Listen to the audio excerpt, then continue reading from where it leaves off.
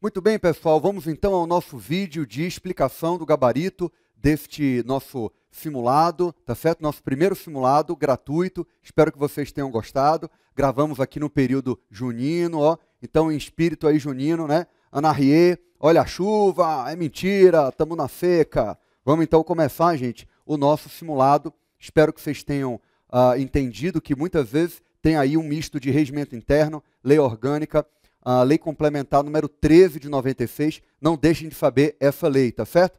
Primeira questão, gente, o gabarito é a letra D, tá certo? A letra A, que diz que a legislatura com duração de 4 anos inicia-se com a posse dos deputados em sessão preparatória realizada no dia 1º de fevereiro? Não, gente, a sessão preparatória é realizada no dia 1º de janeiro, às 10 horas da manhã. Isso está no nosso mapa mental 1.2 de regimento interno da Câmara Legislativa, né, nos nossos cursos. A letra B está errada, gente, porque a sessão legislativa ordinária é composta de 2 períodos. Realmente, 1º de fevereiro a 30 de junho e de 1º de agosto a 15 de dezembro. Esse simulado aqui é para você ficar ligado para ler cada item da prova, gente, com toda a atenção do mundo. Então, letra B está errada porque, em vez de extraordinária, é ordinária. Letra C, o período de recesso de 1º a 31 de julho não ocorrerá enquanto o projeto de LDO não for aprovado, gente. Porque a sessão legislativa não será interrompida no meio do ano sem aprovação da LDO e nem encerrada no final do ano sem aprovação da LOA. Então, a LOA impediria o encerramento da SLO, da sessão legislativa ordinária, no final do ano. Isso está, por exemplo, no artigo 65, parágrafo 2º da Lei Orgânica do DF. A letra D é a correta, tá certo? Com base no artigo 57 da Lei Orgânica do Distrito Federal, tá bom, gente? A gente também enfrentou isso na nossa aula, né, e no nosso mapa mental 1.1 de regimento interno da Câmara Legislativa, tá? O Legislativo é representado por seu presidente e, judicialmente, nos casos em que a Câmara Legislativa atua em nome próprio, tá, por sua Procuradoria-Geral, foi inclusive o que o Supremo julgou na ADI 1557, dizendo que a Procuradoria-Geral da CLDF só defende realmente a CLDF quando ela atua em nome próprio. Quando a CLDF atua em juízo em nome do Distrito Federal, né, da Fazenda Pública, quem defende é a Procuradoria-Geral do DF e não a Procuradoria-Geral da Câmara Legislativa. Leia o artigo 57 da Lei Orgânica que você vai entender. E a letra E, ela está errada porque no DF não tem medida provisória, gente. Tá certo? Então, leia o artigo 67, parágrafo único da Lei Orgânica, que você vai ver que lá não é a mesma coisa que tem no artigo 57, parágrafos 7º e 8º da Constituição Federal, que diz: na sessão legislativa extraordinária do Congresso Nacional, só se delibera sobre a pauta de convocação extraordinária com a ressalva das medidas provisórias em vigor. No DF não tem medida provisória, então isso aqui é um peguinha, tá certo? O 67, parágrafo único da Lei Orgânica, não fala em medida provisória. Questão 2, gente. O gabarito é a letra B e a letra A. As sessões preparatórias integram o primeiro período legislativo. Ora, gente. Isso aqui é tanto uma questão doutrinária quanto letra do regimento. Quando é que começa o primeiro período legislativo? 1º de fevereiro. Quando é que são as sessões preparatórias?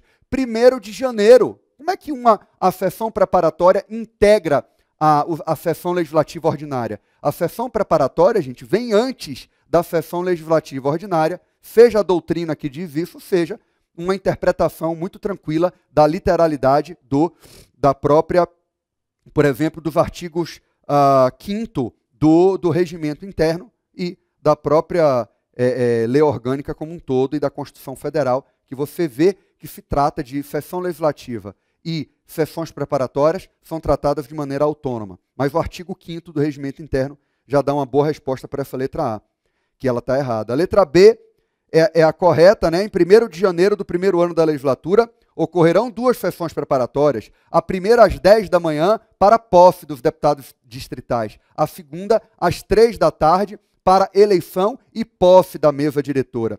Pegue os artigos 7º e 10 do regimento interno da Câmara Legislativa, que você vai ver. E a gente tratou isso no mapa mental número 1.2, né, no mapa mental 1.2 de regimento interno, a gente, né, quem está aí matriculado no nosso curso, está de boa na lagoa com essas questões. A letra C, gente, está errada porque a inauguração dos trabalhos ordinários não é em 1º de janeiro, gente. A inauguração dos trabalhos ordinários, a tal da sessão legislativa ordinária, é 1º de fevereiro. Os trabalhos ordinários, com as comissões, com o plenário, é 1º de fevereiro. 1º de janeiro apenas ocorre a sessão preparatória e você passa o intervalo de janeiro inteiro sem trabalhos das comissões e do plenário, você vai estar em recesso, e aí você vai ter dia 1º de fevereiro, quando efetivamente acontece o começo da sessão legislativa ordinária. A letra D de dado, no 3º ano da legislatura, ocorrerá a sessão preparatória destinada à eleição e posse dos membros da mesa diretora. Errado, gente. Pegue o artigo 11 do regimento interno, da Câmara Legislativa, que você vai ver que na 3ª sessão legislativa, a sessão preparatória é para a posse da mesa diretora. Porque a mesa diretora foi eleita, tá, no último dia útil da 1ª quinzena de dezembro da sessão legislativa anterior. O atual presidente da Câmara Legislativa é o Joey Vale. O Joey Vale foi eleito, tá? Estamos em 2017. O Joey Vale foi eleito em 2016, lá em dezembro de 2016, tá certo? Nesse último dia útil da 1ª quinzena de dezembro de 2016, tá certo? Então, é assim que está escrito no artigo 11 do regimento interno da Câmara Legislativa. Não é que a sessão preparatória é para eleição e posse. Na 3ª sessão legislativa, a sessão preparatória é só para posse da mesa diretora. E a letra E, a posse dos deputados pode ser realizada pessoalmente ou por procuração específica. Nananina não, a posse é pessoal, tá certo? Isso também está no regimento interno, não pode ser posse por procuração. Vamos para a questão 3, cujo gabarito é a letra E, tá certo? A mesa diretora, órgão colegiado, é composta de, a letra E, gente, com base no artigo 9º do regimento interno e com base no nosso mapa mental 1.3, né, para quem tem ele aí em mãos, um presidente, um vice-presidente, 3 secretários e 3 suplentes de secretário, um para cada secretário. Por quê, gente? Se você pegar, por exemplo, lá na Câmara dos Deputados, é muito diferente. Os suplentes, eles são 1º, 2º, 3º e 4º suplente na ordem da votação deles. E não há um suplente específico para cada secretário. É apenas a ordem de substituição. 1º, 2º, 3º e 4º suplente, eles não têm uma vinculação direta, exclusiva com qualquer dos 4 secretários. Então, aqui na Câmara Legislativa é diferente. Você tem o 1º secretário e o suplente de 1º secretário. 2º secretário e suplente do 2º secretário. Então, veja que isso está no artigo 9º do regimento interno e a alternativa correta é a letra E. Questão 4. Gente, a questão 4, o gabarito é a letra B de bola, porque Heitor é servidor da União sem qualquer vínculo com a administração pública do Distrito Federal, gente. Se você pegar o nosso mapa mental 1.1, você vai ver que lá no nosso mapa mental, o Distrito Federal tem uma autonomia parcialmente tutelada pela União, pela qual o TJDFT e o MPDFT são completamente órgãos federais que não têm nenhuma vinculação com a administração pública do Distrito Federal. Pegue o artigo 53 da Lei Orgânica, que vai dizer assim: os poderes do DF são harmônicos e independentes entre si, o legislativo e o executivo. O judiciário do DF é um órgão federal. O MPDFT é um órgão federal. As polícias civil e militar têm um regramento diferente. Elas, na verdade, são órgãos vinculados à administração pública do Distrito Federal, mas que têm a sua organização, e a sua legislação baseada em leis federais. Então, é o que nós temos, né? Inclusive súmula vinculante do Supremo, a súmula vinculante, se não me engano, 39, que vai dizer que compete à União legislar sobre vencimentos, por exemplo, da Polícia Civil, Militar e Corpo de Bombeiros Militar do DF. Então, as polícias Civil e Militar e Corpo de Bombeiros Militar do DF são servidores vinculados à administração pública distrital, mas que têm uma legislação e a manutenção, né, por aquele Fundo Constitucional do Distrito Federal e uma legislação organizacional oriunda da União, que é quem pode legislar sobre eles. Tá? É essa autonomia parcialmente tutelada pela União que eu explico bem na nossa aula 1.1, tá certo? De Lei Orgânica do Distrito Federal. Tá? Olha só, gente. Então é a letra B. Heitor, que é analista processual do MP-DFT, é servidor da União sem qualquer vínculo com a administração pública do DF. Questão 5. Quanto aos valores fundamentais do DF, é incorreto afirmar. Gente, isso também está na nossa aula 1.1 de Lei Orgânica. Os valores fundamentais do DF estão no artigo 2º da Lei Orgânica, e aí você tem o auto-dice vaplu, né, a preservação de sua autonomia como entidade federativa, plena cidadania, que é o FI de cidadania, de autonomia, de dignidade da pessoa humana, FI de cidadania, PLU de pluralismo, e o VA, a valorização social do trabalho e da livre iniciativa. Pega o artigo 2º da Lei Orgânica, que você vai ver os 5 valores fundamentais, e no seu mapa mental 1.1 a gente trabalha de Lei Orgânica, né, que inclusive está no site como um material gratuito, né, para você ter acesso a esse mapa mental. Ele vai dizer que, ele vai trazer algumas considerações doutrinárias. A dignidade da pessoa humana é um princípio não absoluto. Ele admite ponderação com outros valores e outros princípios da Lei Orgânica do Distrito Federal. E, portanto, nós teríamos essas alternativas, essa alternativa como correta. O pluralismo político, ele não é apenas um pluripartidarismo, mas inclui também a ideia de liberdade de reunião, liberdade de expressão, pluralismo de ideias, o respeito ao pluralismo de ideias. Pluralismo político, que é oriundo, né, um corolário da democracia, é muito mais do que pluralidade partidária. Então, essa alternativa aqui no meio da questão também estava certa. A plena cidadania não é apenas titularidade de direitos políticos, que é a chamada cidadania em sentido estrito. É também cidadania em sentido amplo, que significa todos os seres humanos integrados, tá, na sociedade estatal, titulares de direitos fundamentais. Quando está numa situação de insegurança social, as políticas públicas o integram à sociedade. Então, cidadão é aquele indivíduo que é olhado pelo Estado, que tem os direitos reconhecidos pelo Estado, deveres também para com toda a sociedade. O cidadão também tem deveres de respeitar o direito alheio, mas esse conjunto de direitos e deveres também fazem parte dessa plena cidadania. Então, um cidadão, nesse sentido aqui, tanto que na Constituição Federal, José Afonso da Silva diz a mesma coisa. A cidadania, que está no artigo 1º da Constituição Federal, é muito mais do que titularidade e direitos políticos. Esse item aqui também está certo. O que estava errado, gente, era mesmo a letra C, que diz que são valores fundamentais do DF, trocou a autonomia por soberania. Então a letra C realmente está errada, o item pediu, a questão pediu para marcar errada, tá? E a auto-organização do DF é o poder de estabelecer a sua própria organização político-administrativa na forma da lei orgânica, certo?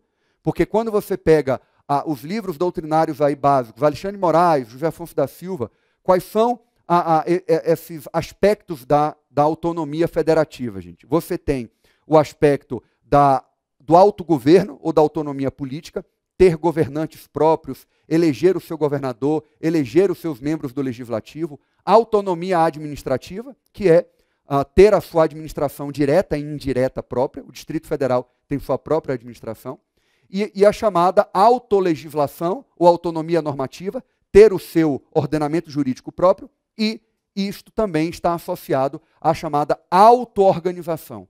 E a auto-organização é você, através de constituições próprias. Então, como é que é numa autonomia municipal? Um município tem o direito de fazer a sua lei orgânica municipal. E a lei orgânica municipal é a Constituição do município.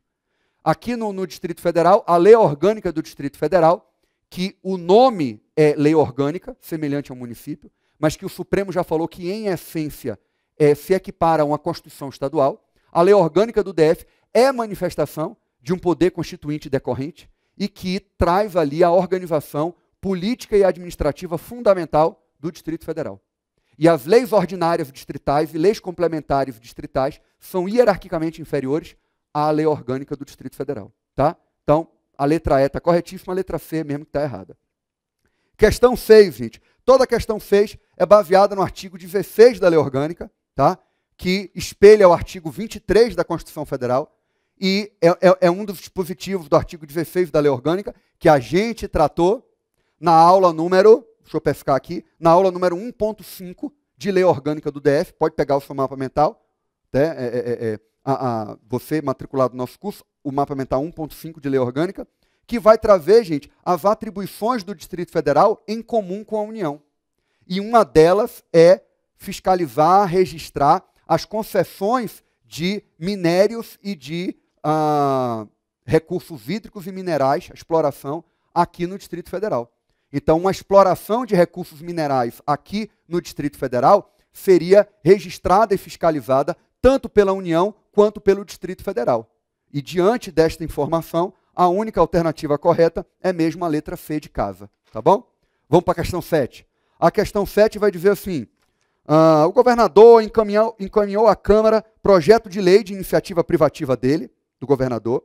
Antes de ser deliberado nas comissões, o governador encaminhou alteração com texto a ser deliberado. Aprovado o projeto, o presidente da Câmara o encaminhou ao Executivo para sanção ou veto.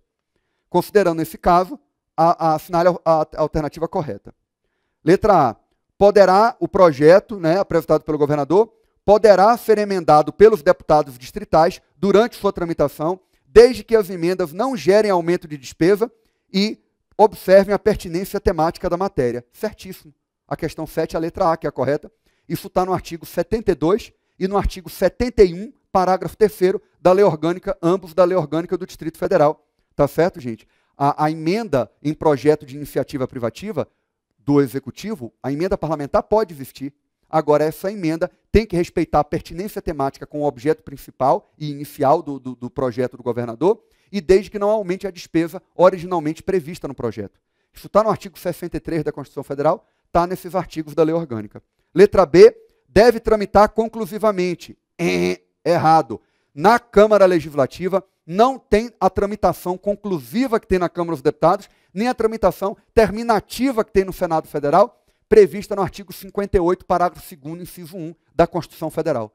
Tá certo? Que é aquela tramitação nas comissões, dispensando a apreciação do plenário. Isso não existe no regimento interno e na lei orgânica aqui no Distrito Federal. Tá certo? Então, não tem tramitação conclusiva, a letra B está errada. Letra C, não está sujeito à sanção ou veto por se tratar de iniciativa do próprio Poder Executivo. Ora. Vocês sabem que lei ordinária e lei complementar se submetem à sanção ou veto, numa boa, isso aqui está errado. Letra D, deve ser aprovado pela maioria absoluta dos deputados distritais por se tratar de autoria externa, completamente errado. Gente, no nosso curso de processo legislativo, mapa mental 1.3, nós tratamos do importantíssimo artigo 21 daquela lei complementar, que traz um rol de maiorias qualificadas na Câmara Legislativa, que é 2/3, maioria absoluta, que na Câmara Legislativa de 24 são 13.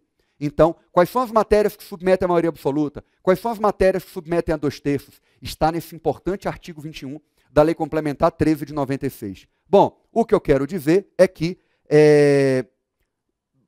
por ser de iniciativa privativa do governador, a matéria não precisa ser aprovada por maioria absoluta. Isso não está na lei orgânica, tá certo? Não está no regimento interno e não está nessa Lei Complementar 13 de 96. Tá bom? Isso está errado. E letra E, o governador não poderia ter encaminhado a alteração do texto durante a tramitação do projeto na Câmara Legislativa. Isso também está errado, gente. Tá certo? Na verdade, aquela questão do artigo 20 do artigo 21 da Lei Complementar está no nosso mapa mental 1.5. Tá? No mapa mental 1.3 é essa situação de que, cuidado, gente, é bem interessante, isso foi acrescido na Lei Complementar 13 de 96 em 2014, tá? Na última alteração que a Lei Complementar 13 sofreu. Olha só, lá na Lei Complementar 13 se diz assim: a iniciativa das emendas é de deputado ou de comissão parlamentar, ou de órgão da Câmara Legislativa. Só que, na própria Lei Complementar 13 se diz assim, a Lei Complementar 13 vai dizer assim tá? Não anotei aqui o número do artigo, mas é lá, ali pelo artigo de 15 a 23, por ali nesses artigos. A Lei Complementar 13 diz assim, olha, o governador pode encaminhar uma alteração nos seus projetos de lei até que a matéria seja deliberada na primeira comissão, até que a matéria seja apreciada na primeira comissão parlamentar. Então, até a discussão e votação na primeira comissão parlamentar, o governador pode, eu vou chamar aqui de emenda, mas não é bem emenda, tá? Na doutrina há uma divergência se é emenda ou não é, e a Lei Complementar 13 não se, eu acho que, se não me engano, é o artigo 15, parágrafo único, pode ver lá. A Lei Complementar não se posiciona. Ela diz, as emendas são de iniciativa ou de parlamentares ou de órgãos da Câmara Legislativa. E aí o parágrafo único diz, o governador pode enviar alterações ao seu projeto de lei. Vou chamar de emenda? É melhor não chamar, porque a Lei Complementar 13 não fala, abre a boca para dizer emenda. Mas há o artigo 15, parágrafo único, se não me engano, pode ver lá, ele vai dizer, o governador pode enviar alterações no seu projeto de lei. Então, o José Afonso da Silva chama isso de emenda. Tá? Mas a Lei Complementar 13 de 96 não chama bem de emenda. O que você precisa saber é que o governador pode enviar essas alterações. Tá?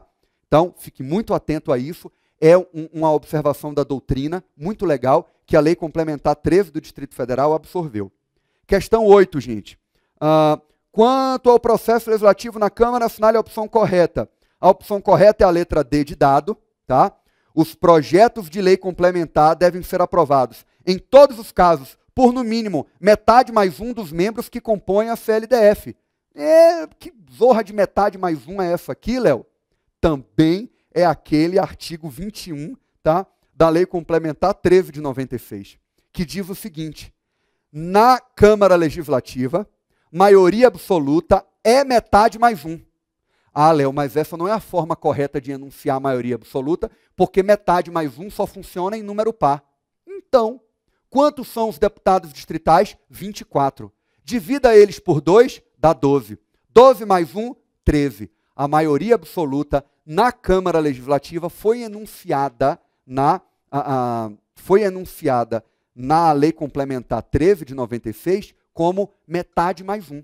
Está correto, não está errado, tá certo? Então, e todas as leis complementares sempre precisam de, no mínimo, para serem aprovadas, de maioria absoluta.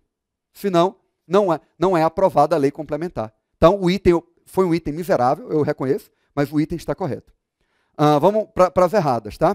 Letra A, resolução, é errado, é decreto legislativo, que autorize o judiciário a processar e julgar o governador e o vice-governador por crimes comuns, deve ser aprovada por 2/3 dos deputados distritais. Então, em vez de resolução é decreto legislativo, em vez de maioria absoluta é 2/3, e, para complementar, a literalidade do artigo 21 da Lei Complementar 13 diz isso. Só que o Supremo, recentemente, no primeiro semestre de 2017, na ADI 5540, o Supremo falou que, na verdade, para crimes comuns, para o STJ julgar o governador por crime comum, ele não precisa dessa autorização aqui no DF da Câmara Legislativa. Tá? A Constituição Estadual não pode prever essa autorização, isto não tem a menor eficácia e validade jurídica, seria o STJ mesmo que iria analisar se recebe ou não recebe a denúncia, independentemente de autorização da Câmara Legislativa. Então, jurisprudencialmente, nós teríamos um problema. De qualquer modo, a literalidade também já foi, de um modo próprio do que está escrito na lei complementar, já foi colocado de maneira diferente, já é errado de qualquer jeito.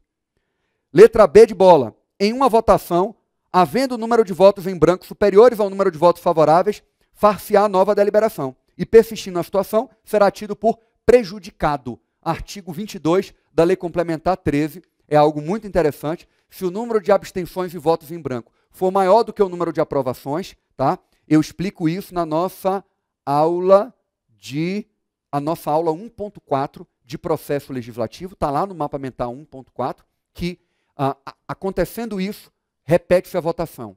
Repetindo-se esse resultado, o projeto de lei é considerado prejudicado e arquivado. Tá bom?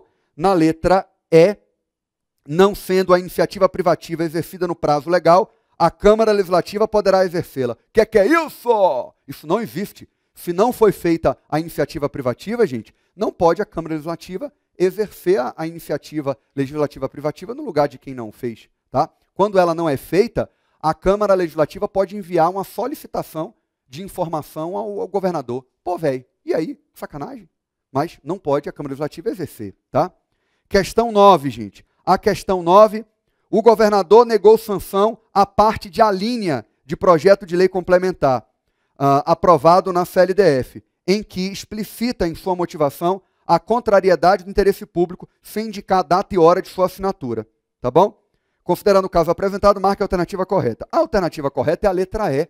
Vocês já devem saber, é o artigo 74, parágrafo 2º da Lei Orgânica, isso está no artigo 66 da Constituição Federal, não se veta parte de alínea, parte de inciso, parte de qualquer coisa, gente. Só se veta texto integral de artigo, parágrafo, inciso, alínea e número aqui no Distrito Federal, ou item, como se chama no âmbito federal. Então, só se veta um trecho integral de um dispositivo legal.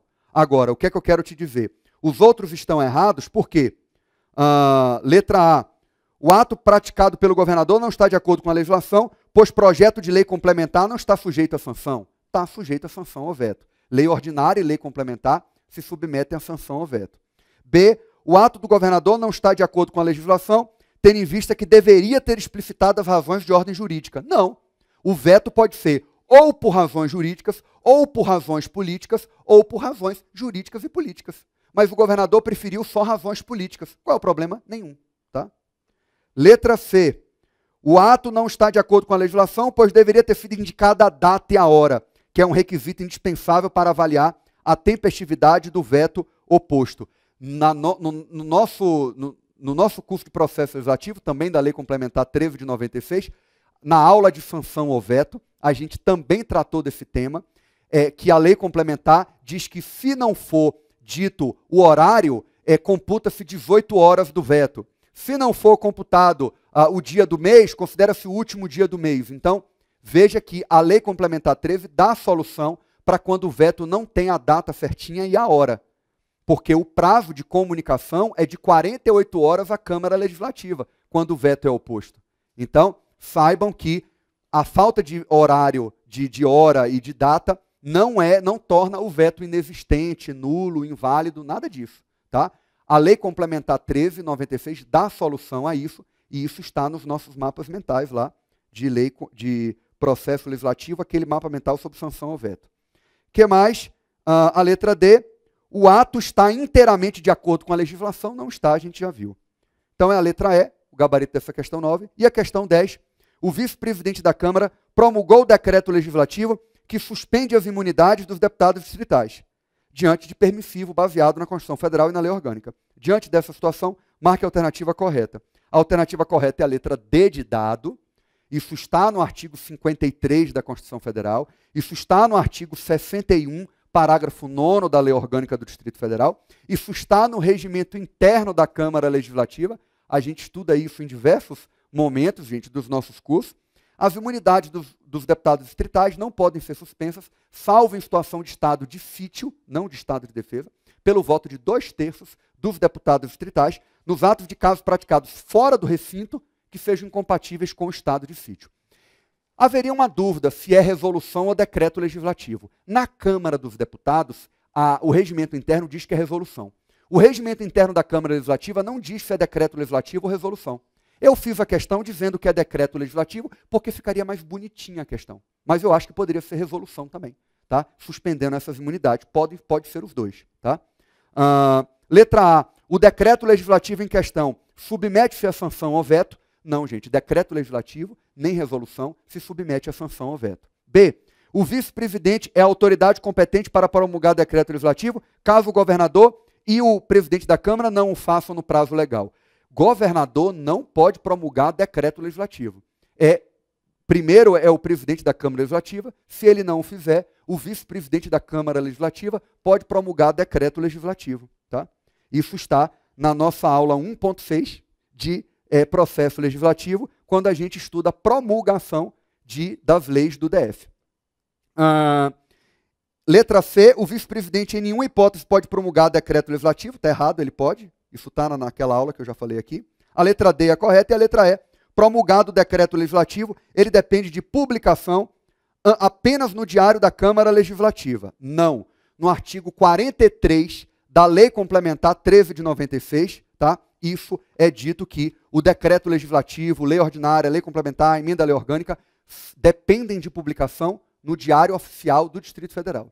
O que depende de publicação apenas no Diário da Câmara Legislativa é a resolução. Só a resolução é que fica no DCL, no Diário da Câmara Legislativa. As demais espécies no Diário Oficial do Distrito Federal. Então, fechamos aí o nosso simulado, gente. Espero que vocês tenham feito um excelente simulado, tenham tido, né, um bom aproveitamento. Tá? Se vocês gostaram da nossa metodologia, vá lá no nosso site, veja as aulas gratuitas, preencha o mapa mental, porque eu acho, gente, que a gente vai aqui, a partir do primeiro domingo de julho de 2017, todas as semanas vai ter simulado ranqueado com os assuntos que já foram disponibilizados no nosso cronograma, tá? Os nossos cursos vão num cronograma até 28 de agosto. Todas as matérias vão ter sido publicadas com todos os seus materiais, mas é um cronograma paulatino, e aí os simulados que a gente vai oferecer também acompanham esse cronograma paulatino, porque, gente, é a exaustão que você vai internalizar esses conhecimentos da Câmara Legislativa e, ó, detonar, tá certo, na hora da prova, tá bom? Agradeço a atenção de vocês, fiquem com Deus e bons estudos aí para a Câmara Legislativa, gente. E estamos em período junino, feliz São João, um abraço para todos vocês, tá bom? Um abraço, tchau, tchau.